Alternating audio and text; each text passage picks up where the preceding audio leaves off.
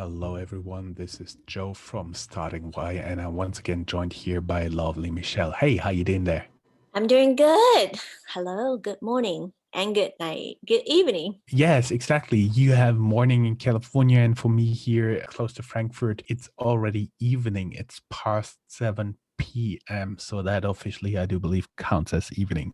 What have you been up to since our last podcast? I've done a lot of things. I just hosted a digital governance conference yesterday. It was very inspiring to see a lot of young people really into incorporation and organization and how they are governed. Surprisingly so. We actually, by the way, that episode which will be aired close to the holidays. So happy holidays, Merry Christmas, frohe Weihnachten. Merry Christmas, happy holidays. 圣诞节快乐. Yes. Yes. Here we go. Here we go. Everything's fine. Feliz Navidad. Yes. Feliz Navidad. Okay, great. I think we have most of the people on Earth covered by now. Yes, we do. So let's get a little bit together. When we've been preparing for this episode, we talked about what we've learned in 2020. What are some things you have learned in 2020 besides being very important to have a lot of toilet paper at home all the time? It was really interesting. I think I learned a lot. I'm really grateful for just being able to go outside. Just really simple things in life. Having dinner with my friends. Being able to go from one place to another because I don't know if you know, but California, we have another lockdown starting last Sunday to January 4th. The curfew is 10 p.m. So you can't go out unless you're essential. And it seems like some of my friends have gotten COVID who travel a lot or were traveling despite COVID. So it seems like it's becoming more serious. So that's like one of the biggest thing I learned is just being grateful for being able to go outside. Okay. Here in Germany, we only do have a partial lockdown. That means basically all the venues, the bars, the restaurants, they are closed. But you can still go out anytime. Cinemas are closed as well. Most of the restaurants will offer some kind of pickup solutions. But the bars, as far as I understand it, are completely locked down. So basically, I have not personally been out, I do believe, since June, Yeah, June this year for yeah, half year. And I actually don't miss it because we do have a balcony and I get outside yeah, to yeah. smoke my pipe or my cigar and everything's fine. And I try to do a small walk every day after lunch. Yeah, in California, it was a little bit different because besides the pandemic, we also had protests and fires. You just don't know what's going to happen the week after. So it's a little bit different. There were a lot of crimes actually as well. So you just don't know. So I was basically at home for the longest time where I was making Zoom backgrounds for fun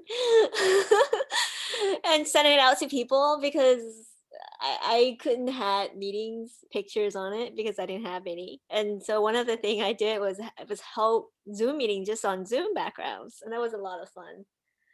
So it's just little things in life, and I think even at the conference yesterday, it's hard to capture memories when all you see is just screens of different people. We had an event, but we can't take pictures. And the screenshots are really different. The I know. interaction is completely different. Yeah. Yeah, I do believe 2020 basically changed the way we interact in general. Mhm. Not only that you are forced to be more and more digital, Mhm. but also that you appreciate more to be meeting in person. And I Yeah. personally do have actually there was an article that I shared on social media like beginning of this week. Yeah. Mi- Michelle is just wearing a costume, and I do believe she's trying to look like an Ewok. Yeah. It's been cold, so I'm more like an Eskimo now. Yeah, and an article about a startup because here in the European Union you can claim compensation for delayed flights and stuff like that. And Mhm, there was like a big founding of startups who actually buy those claims and then try to get the money out of the airlines like in bulk. mhm, And those startups, one of them talked about expecting to be commercial flights back to the previous levels only in 2024. mhm, I'm not so sure about that because first, I do believe a lot of the people interested, like hotels, venue owners, people who make their living on having one or several events a year, all those people are really interested in picking up the pace again where they left off or even speed it up to make up for losses, as well as all the people who have been like around the lockdown, wherever stranded. They are, I do believe, keen on traveling again, mhm. Yeah, at least as long as it's safe. yeah. Actually, I was kind of a little bit grateful that I didn't that there was a break from traveling because I think the last 2 years I've been traveling a lot. So it's kind of nice to be grounded, to be home. I'm grateful for that. So it's just that I want a balance of some sort where we can actually, if we could go to the movies and do normal things with friends, that would be pretty awesome. Like having dinner, going to the movies. Zoom is so different. To have it 1 or 2 times is cool, but to do it all the time, it's something else. I do believe you'll see significant changes in the movie industry Hmm. in the next few years because many big movies have been held back, but basically they have to take into account that something like this may be for another disease or something could happen again. So basically, I do believe almost all of the big on small studios will have some type of plan in the draw starting like next summer. What will happen if there's another lockdown? And I do believe you will see a lot of movies Yeah, who will be actually made for streaming services. Like it used to be made for DVD or before that made for VHS, and I do believe you'll see more of those made for streaming services, not only but also including by guys like Netflix and Amazon. yeah, yeah. I think Netflix is, but it's still different. I mean, I want my popcorns and Coke.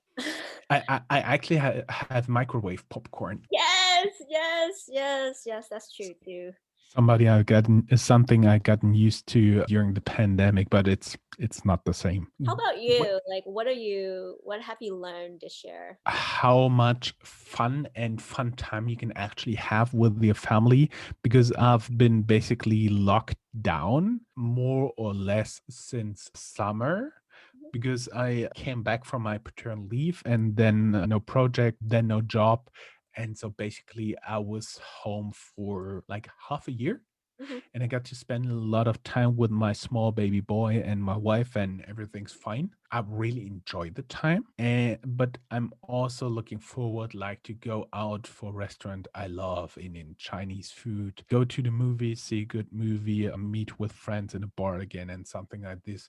That is something I haven't had for quite some time. I do believe the first vaccinations will start pretty soon, but I'm not sure if we will see big changes like in Yeah, your lifestyle, like wearing masks and stuff like this, at least until summer. And when this all broke out, I already told my mom we're only going to celebrate Christmas 2021 normally again. And yeah, and I do believe that still holds true for the US. So it's important. Halloween should be normal again, Thanksgiving and Christmas. yeah. Hopefully, hopefully. I do miss Halloween as well. It's completely interesting. I mean, I think one of the other thing I learned is that when there is an emergency, people could innovate, and they innovate really fast. And I think that's a good thing. It was really surprising how fast this vaccine came along, right? The fastest I've heard of was 4 years for the development and for the vaccination of corona. Yeah. I've heard from the company close to here. It's called BioNTech. They work together with Pfizer, and there have been very good articles in the Washington Post and New York Times about the couple who's heading this company, and they actually started like really working on this sometime in February Mhm, 2020, and mhm. they actually have an emergency approved vaccination sometime end of the year, December. That's really, really fast. Mhm. Yeah, that's exciting. Even for our radio show, we were doing it physically, where we physically go into the Stanford radio station. Since I was traveling a lot, I was really wishing that we could also do it digitally for times when I was away. Mhm. And that wasn't possible until the pandemic. We were on lockdown. This all the Stanford, the whole entire Stanford campus was on lockdown, and even until afterward, where we created a system just for us to upload our episode to the station. So I thought that was really cool. I think because of emergency, I think all of us could come together and have creative ways to collaborate and make innovation that makes it possible. Mhm.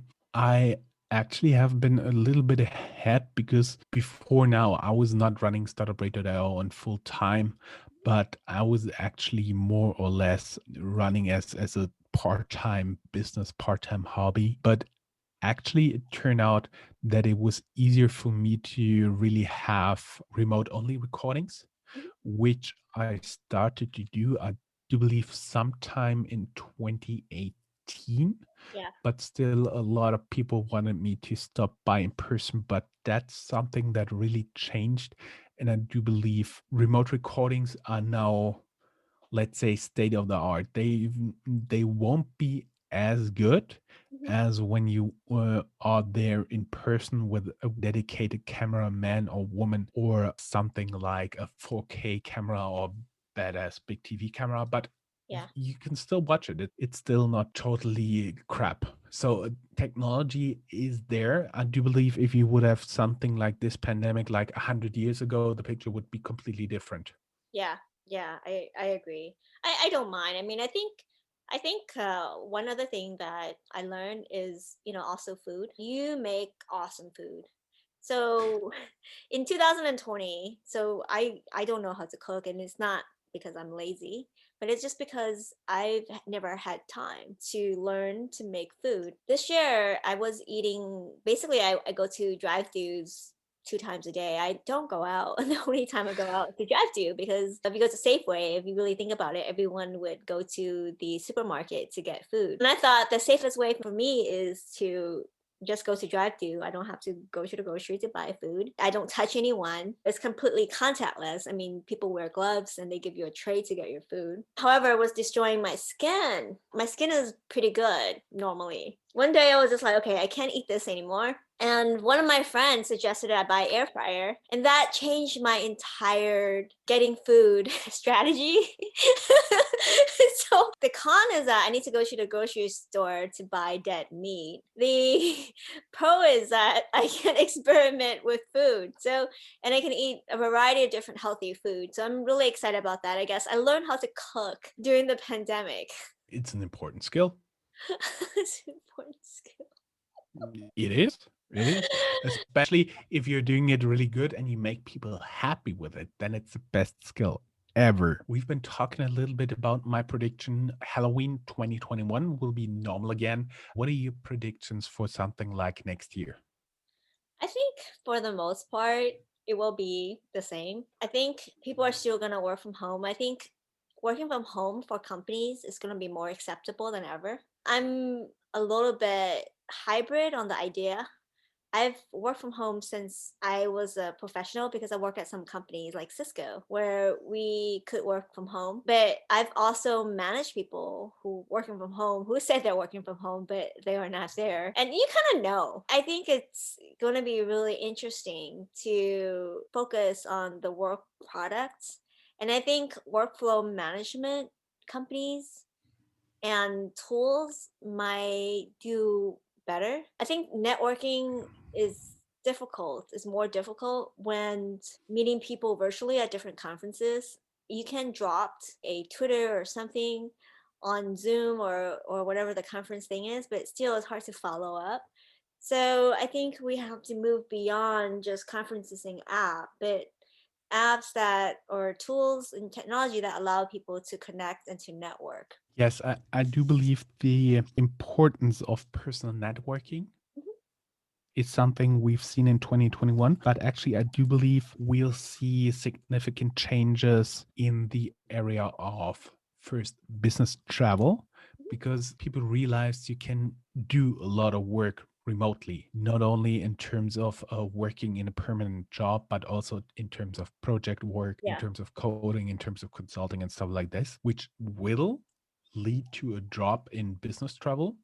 Not sure how much, maybe 5%, maybe 20%. And I do believe you'll see significant changes in commercial real estate, because I've seen an analysis somewhere in Bloomberg where they guess that a large chunk, like 10-20% of the commercial real estate, won't be needed in the future when many companies do have a work from home policy. Yeah, yeah, yeah. I think land is really expensive, and there are a lot of people who are stuck with a lease with a commitment, and that's really hard to maintain when your workforce is everywhere. And I think time management is going to be really important. I think one of the challenges I had when organizing conferences is the time. Some people are in other time zone, and we need to basically convert them. Getting that right is going to be super, super awesome. Mm. Do you think there will be new business models coming out of this recession, like 100% remote consulting platforms or stuff like that? I mean, yeah, I've been consulting everywhere, and people are kind of used to that. Like, I work at airport a lot. I work at airports a lot. When I'm waiting for my flights, I would be there. There's really good Wi-Fi usually.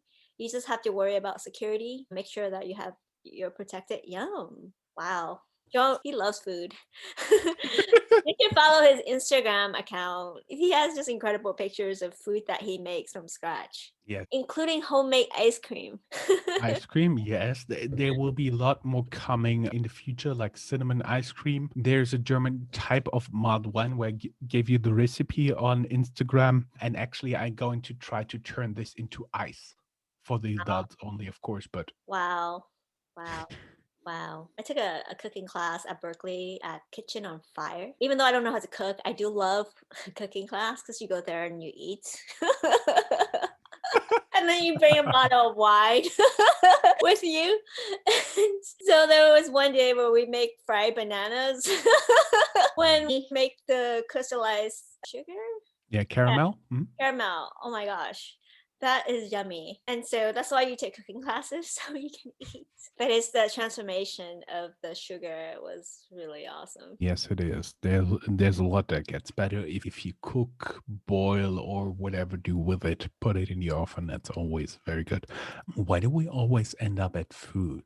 I think food is relatable. Like, I love food. I don't know about you, because food is one of the things that I learned to share is food. Before, I think I'm pretty good at tasting food. I'm an expert at tasting food. My brother owns a cafe shop, and he's a professional chef. So whenever he has some inspiration, I'm called to taste different plates of food and give feedback. Now, because of the pandemic, I actually get to experiment with different food with technology such as an air fryer, and it's pretty awesome that they've made it so easy to turn things. You just toggle a few things and you get edible food in 10 minutes, and it tastes really good. So I haven't had like dim sum for a long time. So I was like missing it. So I went to Trader Joe and get packaged dim sum and put it in the air fryer, and there it goes. It was really yummy. As humans, I think food is really important. And I had a friend, he has a food nonprofit. So he is selling food for a reduced cost to people, for people who can afford to eat, which is super awesome. I think just last Sunday I want to make tamales. It's for a homeless person. We made like 36 tamales to really see technology that allows for connecting people over food. That's just Mhm. really cool.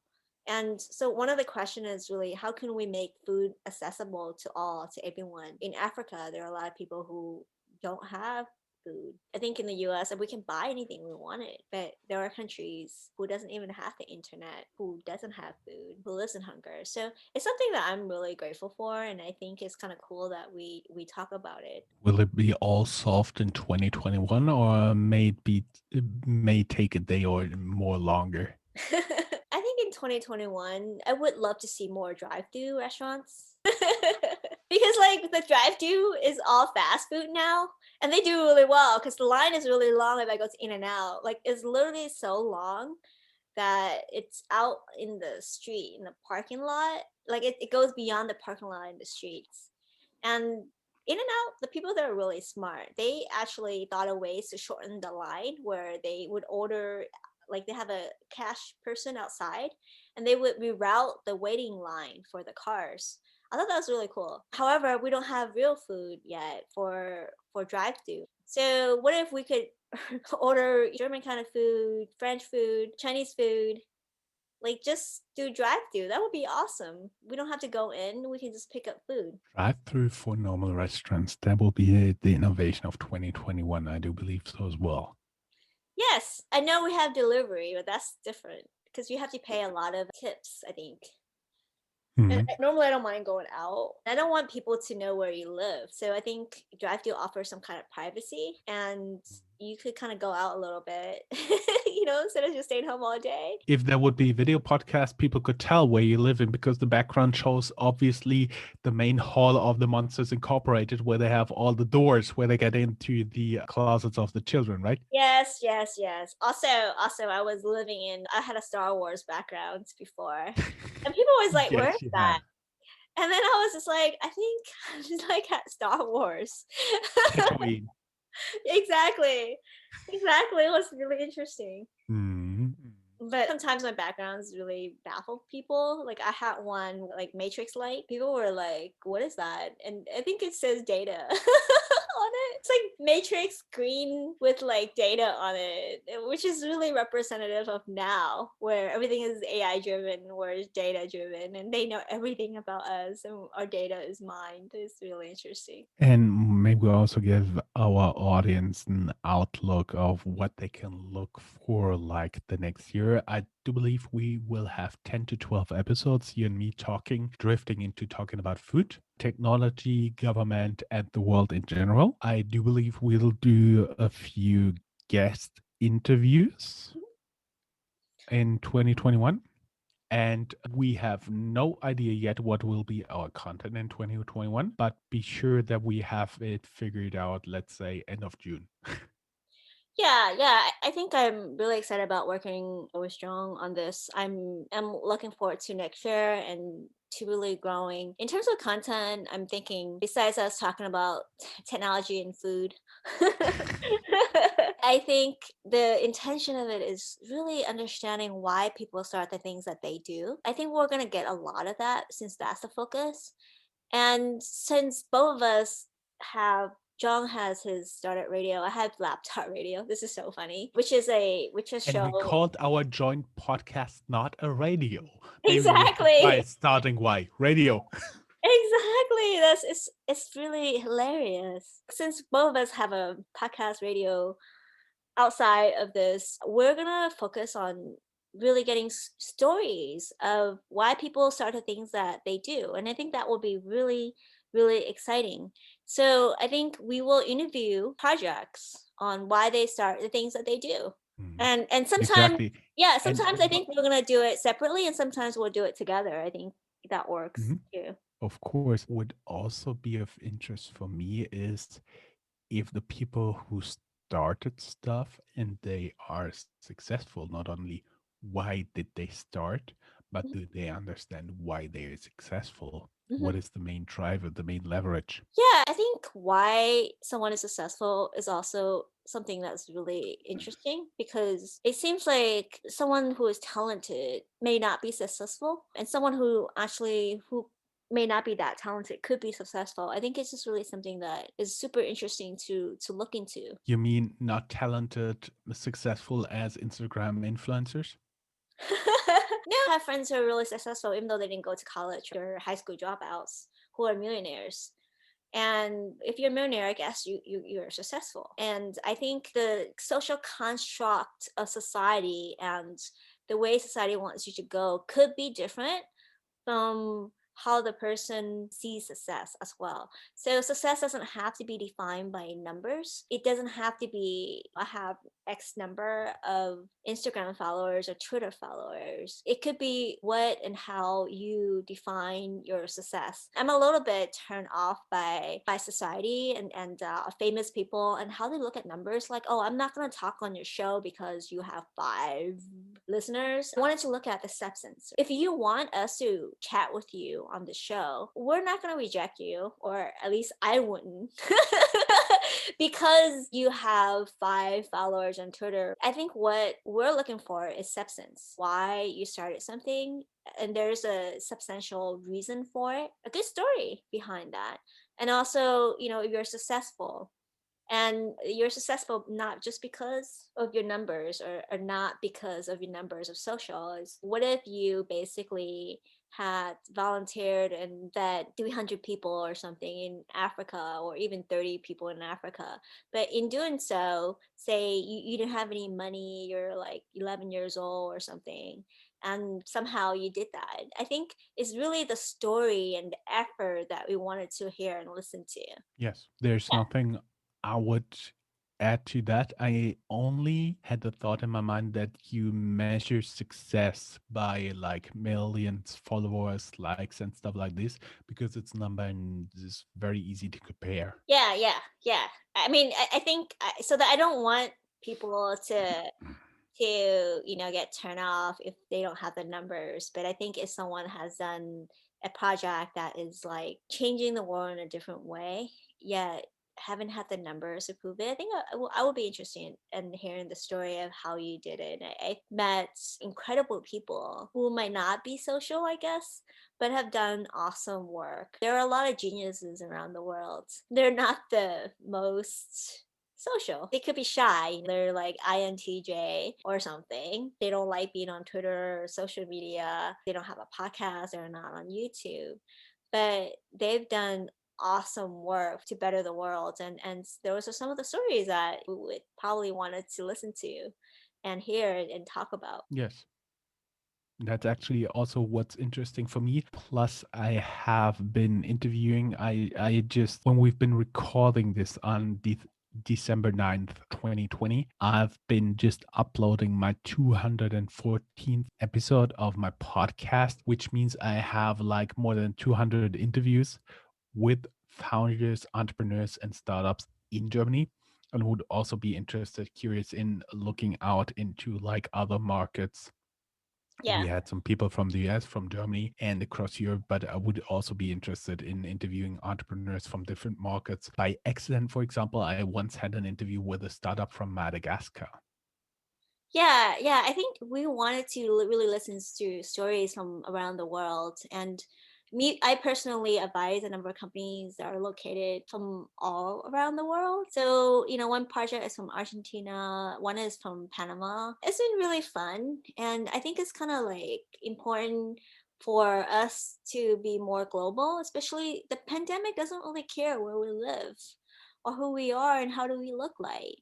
And I think we need to really realize that where there's a point where we collaborate and share stories. And sometimes it's really hard to have a project and have it successful by yourself. Sometimes you need to work with other people and collaborate with other people to make it successful. It takes like a village. Some don't. I'm just making a generalization, and I know that. But I just wanted to say that sometimes it takes a whole village to allow that project to succeed, to push it forward, and the other side to pull it forward as well. So just to add dimensions to it. If that would be a video podcast, people would see me nodding. Yes, I totally agree here. Actually, there will be also something of interest for me, like also interviewing like for profit from all across the world, NGOs, stuff like this that you normally don't get to know that much only on like dedicated channels and that have a few subscribers, but we want to make it a little bit broader here, right? I assume we don't have an issue with, for example, interviewing a billionaire, but we also don't have an issue with interviewing the founder of an NGO somewhere. We want foundation and NGOs to be heard as well, because these are the people who spent their lives making the world a better place. If you're basically somewhere making energy more efficient for people, I'm now thinking about some of my friends in India. They actually won the X Prize for the security one. They make a necklace for women to wear around their neck. So if there's an emergency, they would push a button and the people would come to help. I'm also thinking about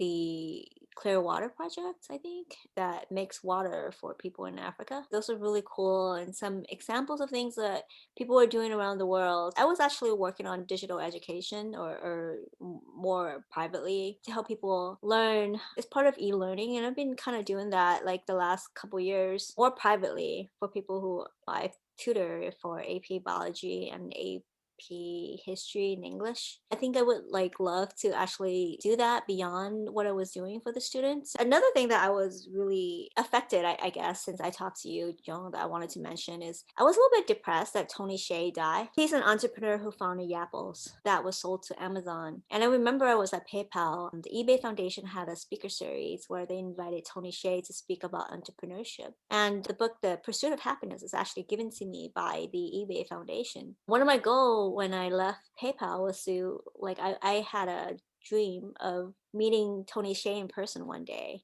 And actually, a few weeks ago, I was thinking about interviewing him on the podcast. And about 1 or 2 weeks ago, he passed away.